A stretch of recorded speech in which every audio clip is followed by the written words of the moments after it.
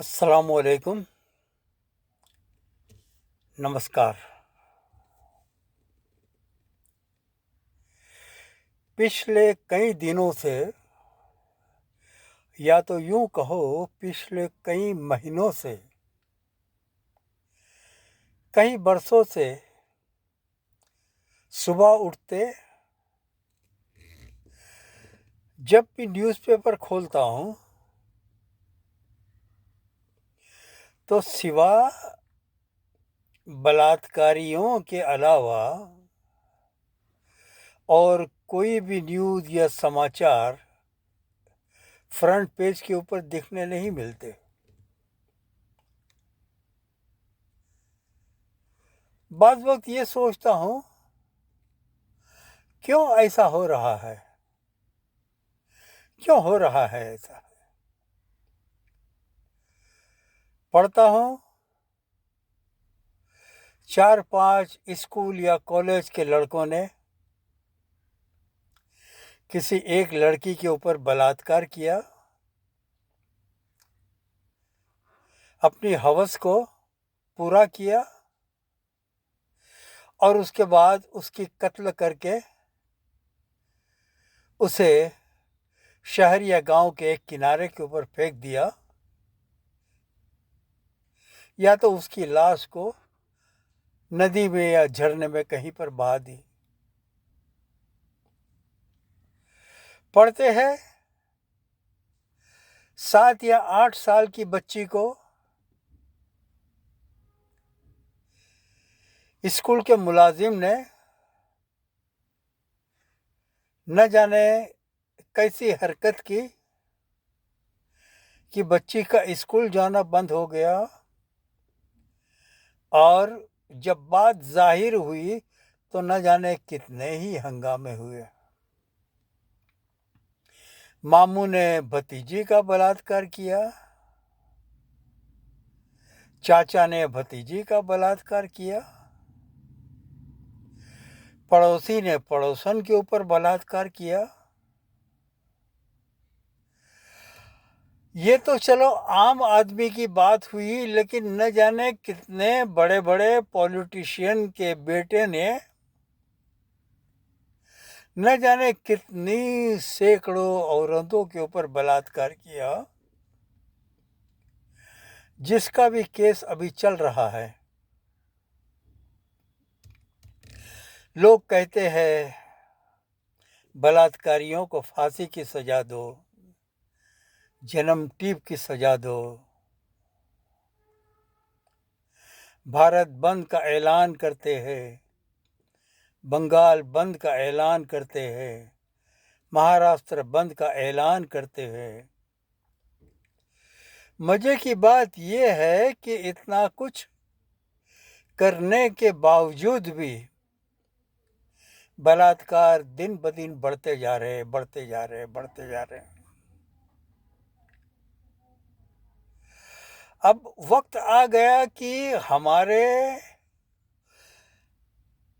जो साइकोलॉजिस्ट है, जो बच्चों की साइकोलॉजी पढ़ते हैं, जो समाज सेवक है, उनके लिए एक बहुत बड़ा उन्वान है कि इसे कैसे रोका जाए। क्या फांसी की सजा देने से बलात्कारी कम हो जाएंगे? क्या जन्मठीप की सजा देने के बाद बलात्कार नहीं होंगे? अगर ऐसा होता तो कईयों को फांसी की सजा भी दी गई है, लेकिन इसके बावजूद भी मसला हल नहीं हुआ है। ये जो प्रॉब्लम है, इसके तह के अंदर जाना होगा, इसके बॉटम में जाना होगा कि क्यों ऐसा हो रहा है। क्यों 10 साल, 12 साल, 13 साल के लड़के और लड़कियां बलात्कारी बन गए हैं, क्यों है?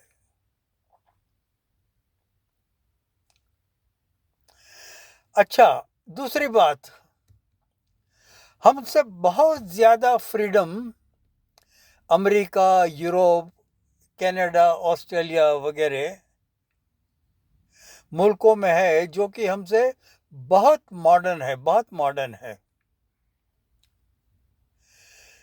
इतने मॉडर्न होने के बावजूद भी वहाँ पर बलात्कार नहीं होते इस तरह के।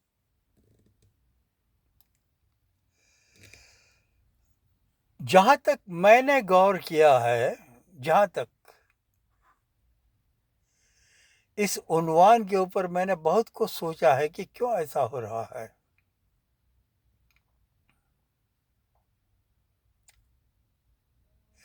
और ये भी देखा गया है कि जो भी रेप्स होते हैं, बलात्कार होते हैं, 90-95%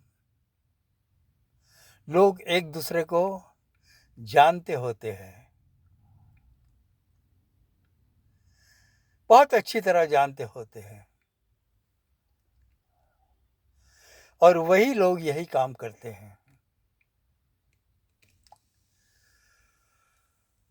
मैंने जो सोचा है उसको मैं बहुत मुख्तलिफ में आपको समझाऊंगा कि इसमें मीडिया ने बहुत हद तक अपना किरदार निभाया है। मीडिया के अंदर जो अभी छोटे-छोटे रील्स आते हैं, लिंक आती है, वीडियो आते हैं, भरपूर सेक्स उसमें भरा हुआ रहता है, भरपूर। चलो ये एक बात हुई, और उसके अलावा पोर्न लिटरेचर, पोर्नोग्राफी।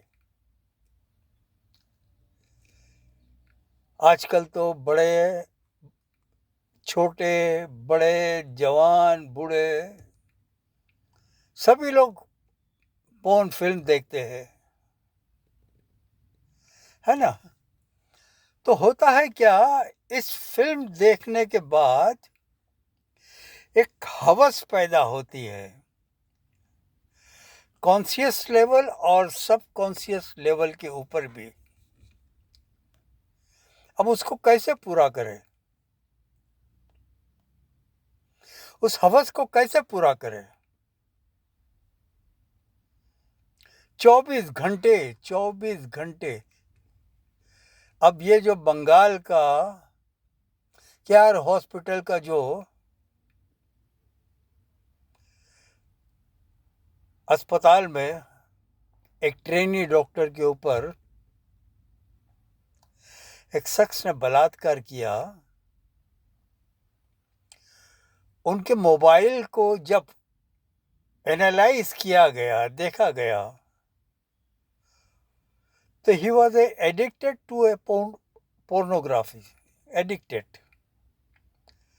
हजारों पोर्नोग्राफी के रील्स और लिंक उसके मोबाइल में मिले। तो मैं समझता हूं कि इसके ऊपर एक रिस्ट्रिक्शन आना चाहिए नेशनल लेवल के ऊपर। यूट्यूब वाले जो फाउंडर है, फेसबुक देखो या यूट्यूब देखो या ट्विटर देखो या पोर्नोग्राफी बनाने वाले हैं, एक पूरी दुनिया के अंदर एक जुनून पैदा किया जाए कि इसे बंद करो। ये पूरी जनरेशन को खराब कर रहा है, पूरी जनरेशन को। अगर यही हाल रहा तो हमारे मुल्क का मुस्तकबिल कैसा होगा? हमारे बच्चे कैसे होंगे? उनका करियर कैसा होगा? है ना? तो इस मसले को, बलात्कारियों को सिर्फ फांसी देने से या जन्मतिप देने से कोई मसला नहीं होने वाला है। बचपन से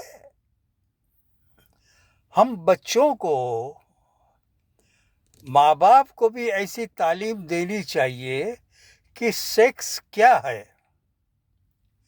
अगर कोई शख्स ऐसी हरकत करता है तो उसे कैसे जाने कि ये शख्स हमारे साथ गलत काम कर रहा है।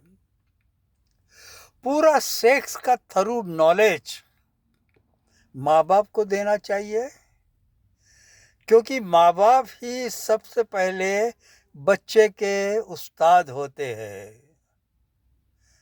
तालीम देने वाले होते हैं। इसके बाद स्कूल लेवल के ऊपर भी शुरू से एक सब्जेक्ट ही ऐसा रखा जाए जिसमें बच्चों को सेक्स के बारे में बताया जाए